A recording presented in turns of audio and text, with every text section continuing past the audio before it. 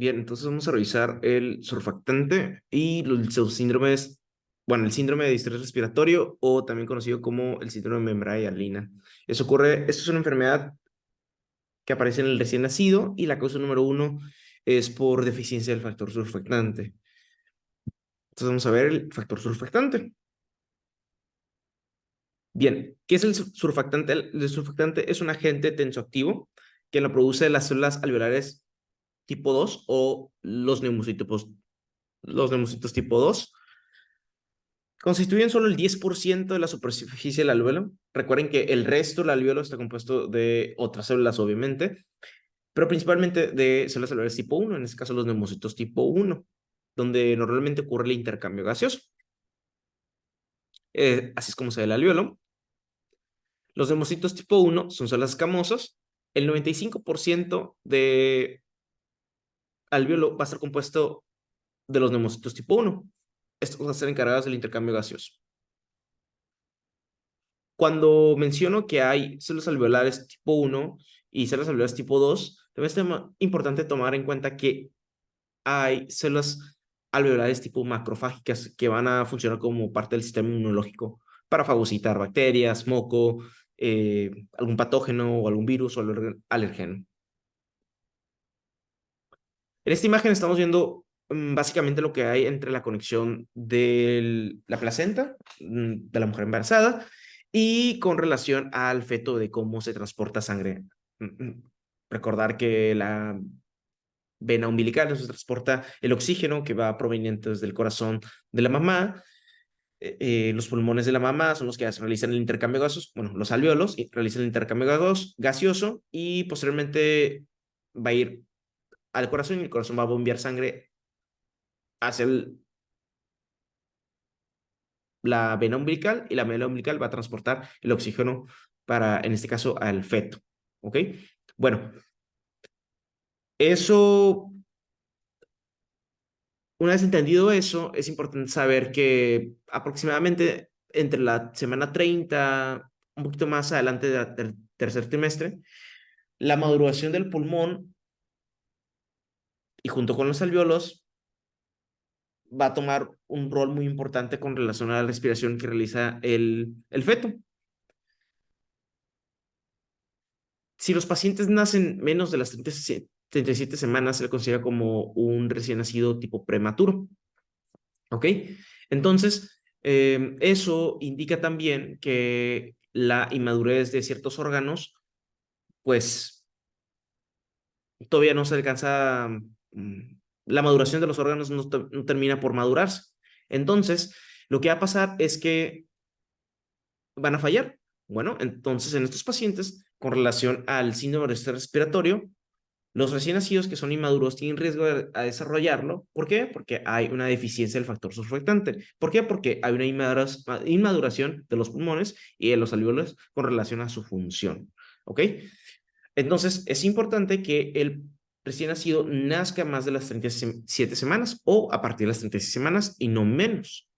Ahora, en caso de que llegara a presentarse en unas semanas previas o que el nacimiento sea previo a esas semanas, pues se le puede dar tratamiento. Y la otra es, una vez que se realice el tratamiento que se le dé va a ayudar a que madure el pulmón y el alvéolo en este caso.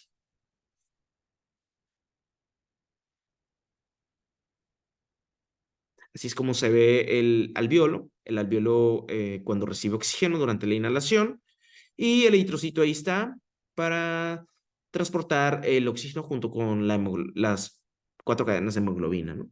Bueno, así es como funciona normalmente el alvéolo y los eritrocitos. ¿Y qué pasaría en un paciente con síndrome de distrés respiratorio o con síndrome membrana hialina? Pues básicamente lo que va a pasar es que se va a colapsar el alvéolo y el alvéolo ya no va a poder realizar ese intercambio de gases, de entregar oxígeno y después ayudar a que salga CO2 del cuerpo.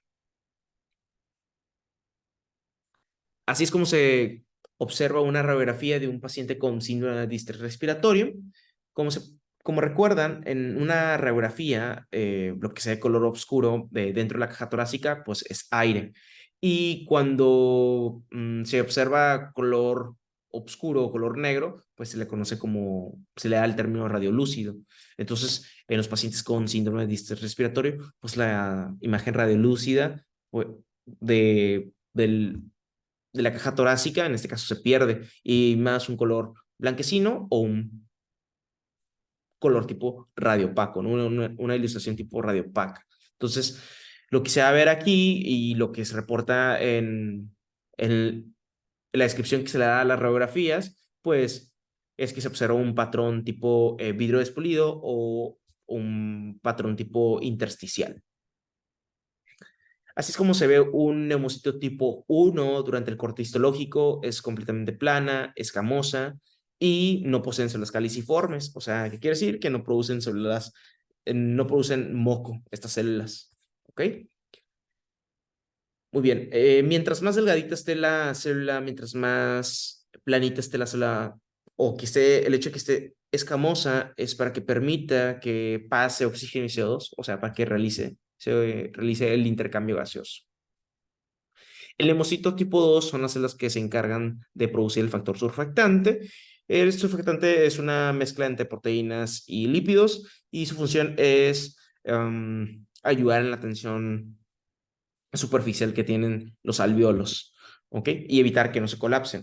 Bueno, dentro de los lípidos que se producen, hay uno muy importante que es el la dipalmitoilfosfatilcolina. Eso lo vamos a ver un poquito más adelante, pero es el lípido más abundante que tiene por así decirlo, el alveolo para evitar el colapso alveolar. La otra función que tiene el hemocito tipo 1 es la regeneración del revestimiento pulmonar.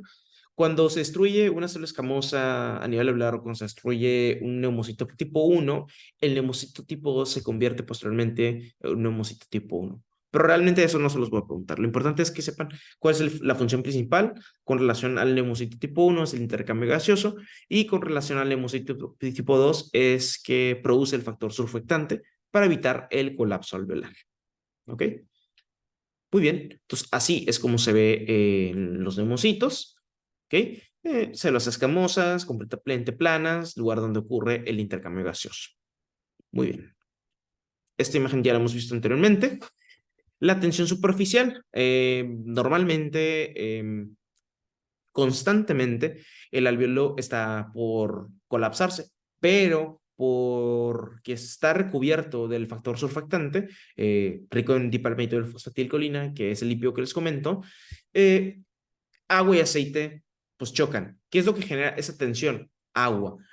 El agua quiere aplastar al alveolo, pero el alveolo como es rico en factor surfactante, tiene factor surfactante y ese factor surfactante tiene esta molécula que les digo que es rica en fosfolípidos, pues es grasa, entonces agua y aceite pues se van a repelar, entonces va en fuerzas opuestas. Entonces, es el mecanismo por el cual el alveolo no se colapsa, o qué quiere decir que no terminan en atelectasia.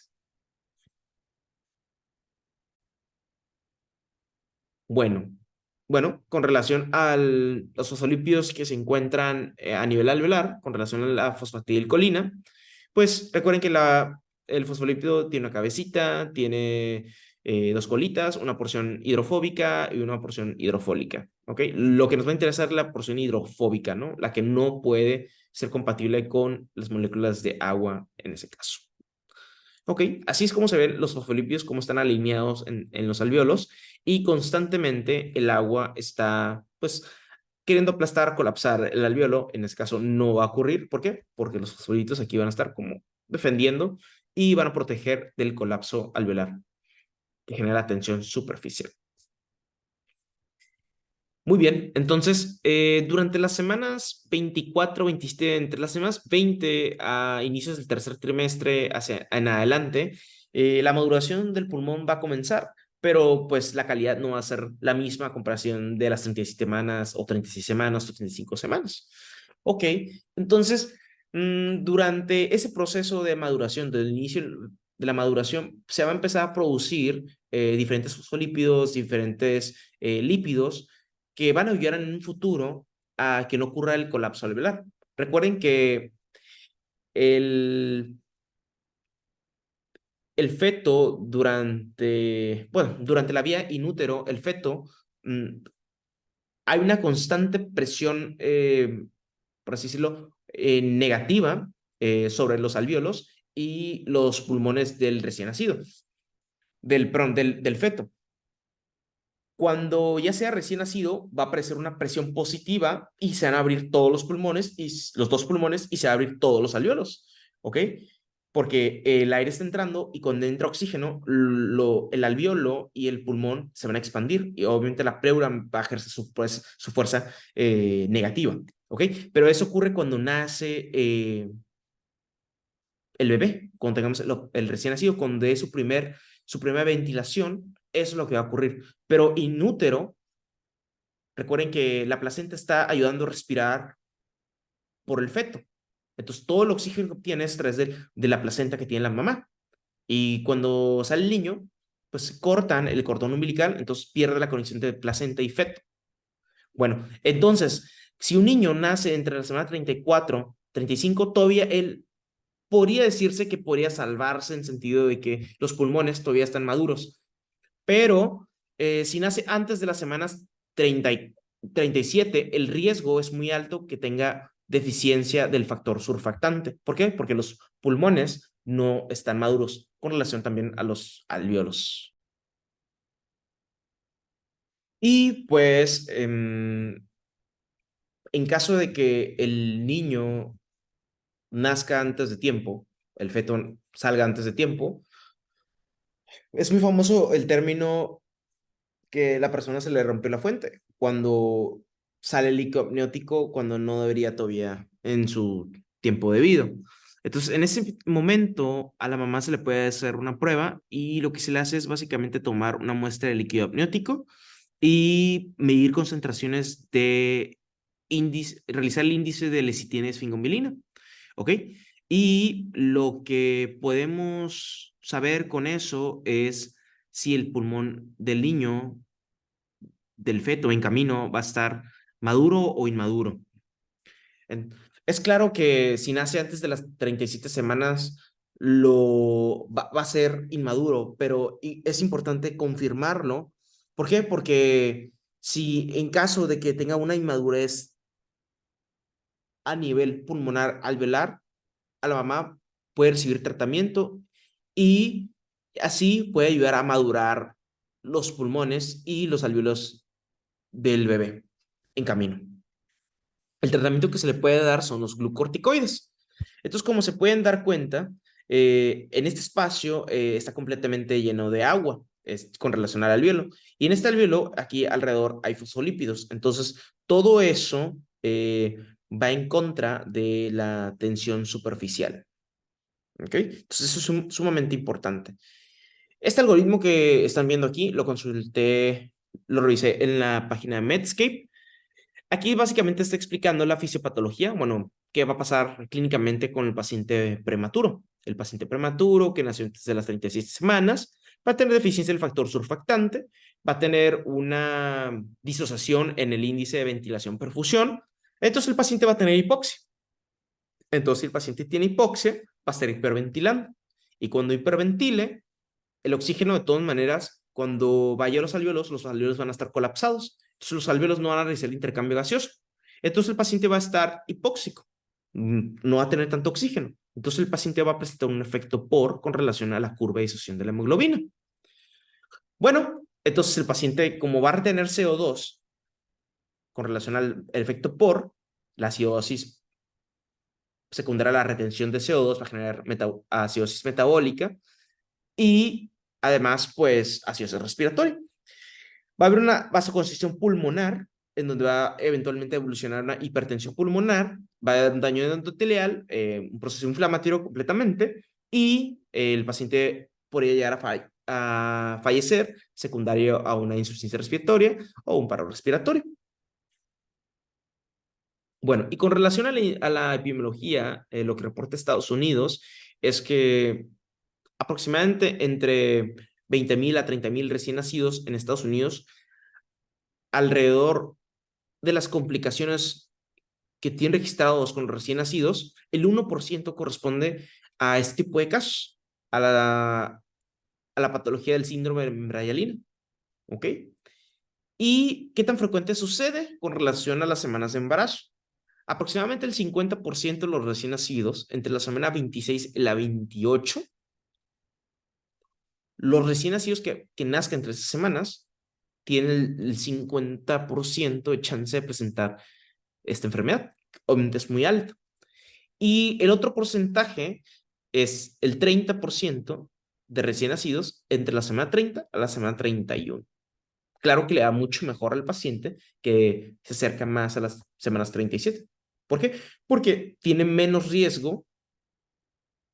Bueno, se puede esperar que los pulmones del bebé estén un poquito más cerca de la maduración. Bien. Ahora, ¿qué pasa si el paciente está por venir, la paciente ya la consulta y dice entre comillas que se le rompió la fuente, y, o sea, está escapando líquido amniótico? Eso avisa que el recién nacido que van a nacer, y si fue antes de las semanas 37, va a ser prematuro. Entonces, en ese tipo de casos, en esta situación, podemos dar medicamentos. ¿Para qué?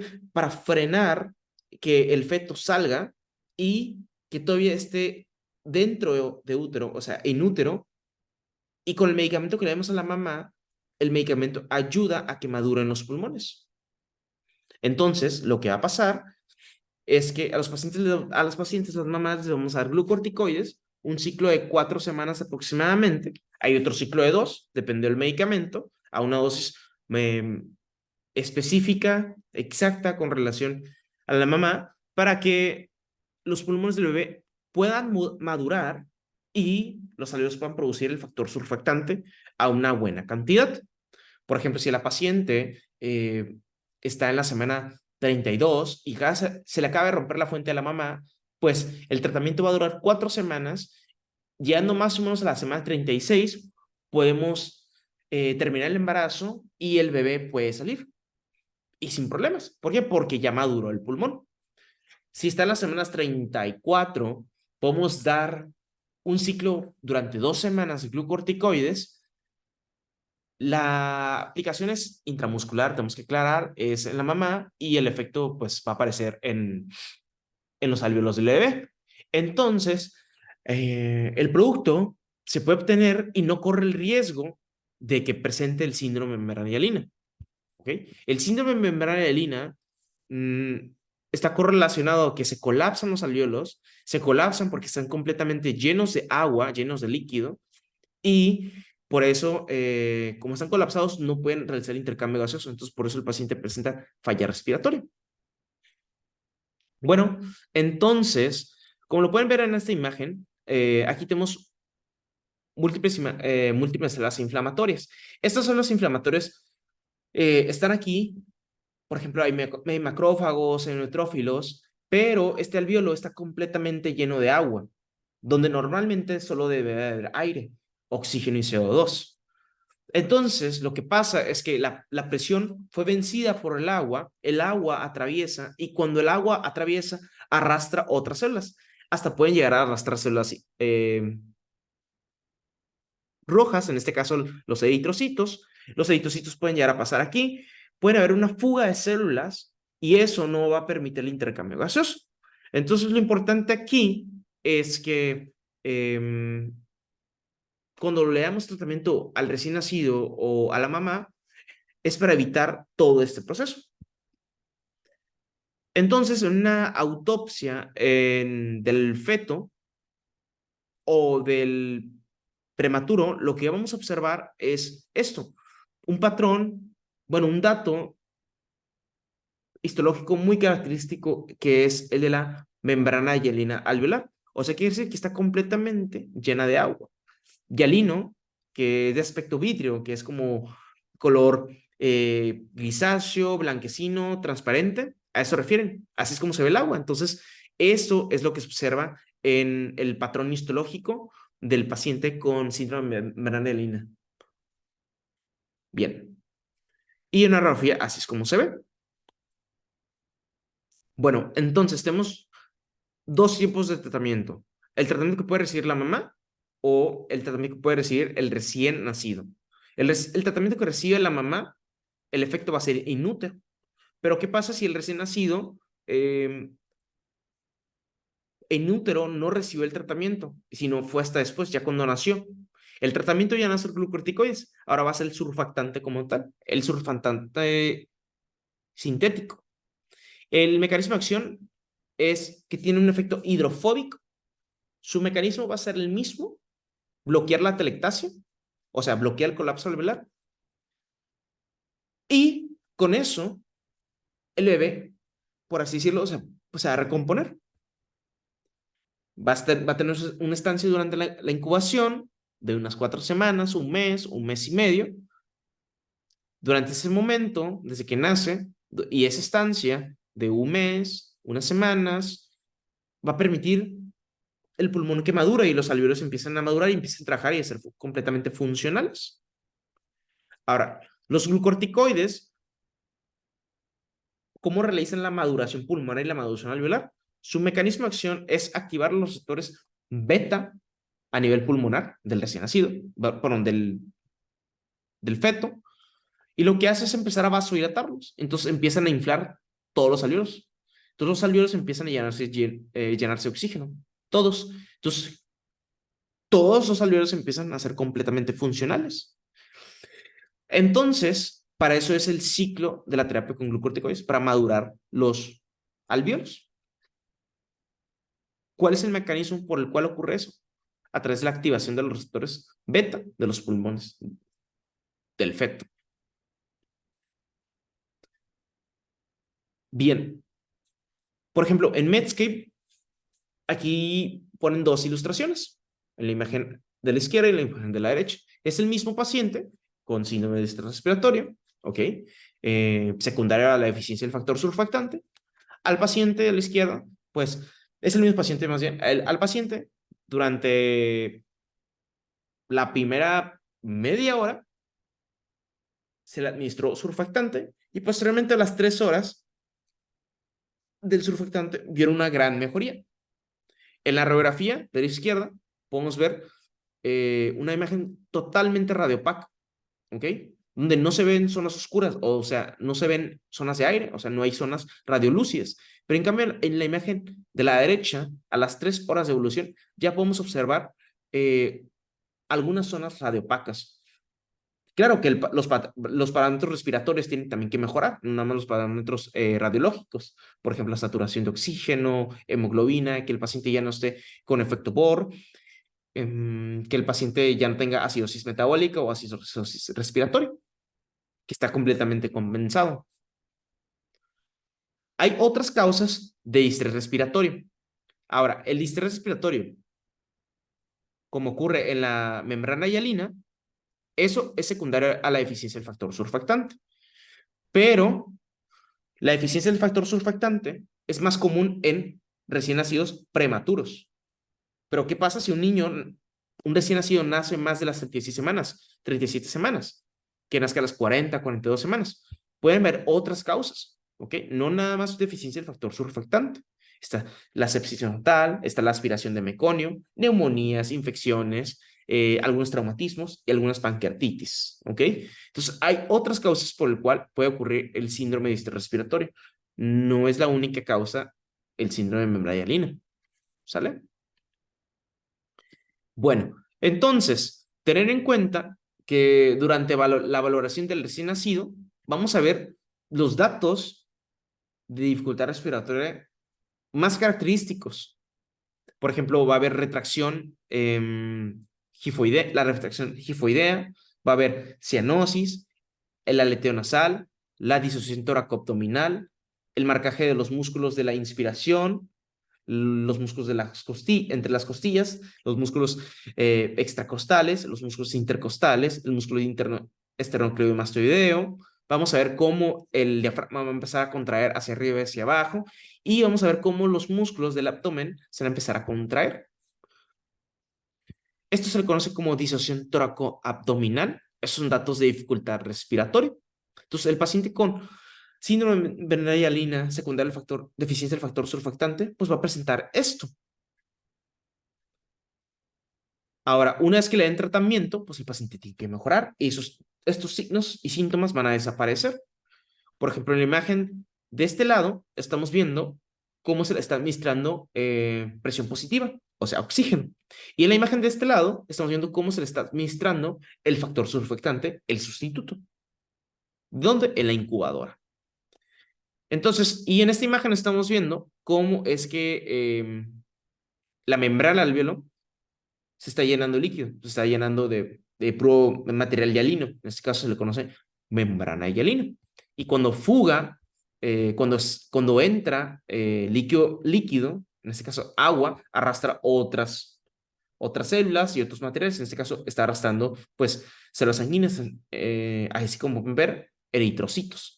Entonces, los eritrocitos deberían estar normalmente en el capilar, no deberían estar aquí en el alvéolo. Entonces, en la autopsia del recién nacido con síndrome de membrana hialina, pues también van a ver ahí algunas imágenes, eritrocitos, pero sobre todo material hialino. Bueno, y en esta imagen que vemos, estas dos curvas, entre la curva 1 y la 2, están con relación al líquido niótico, la concentración que hay en la mamá, ¿ok? Bueno, y esto que están viendo aquí a la derecha son las semanas de embarazo. Entonces, conforme van pasando las semanas de embarazo, la curva 1 va evolucionando con relación al líquido amniótico. Y la curva número 2 no crece tanto. Entonces, estas dos curvas tratan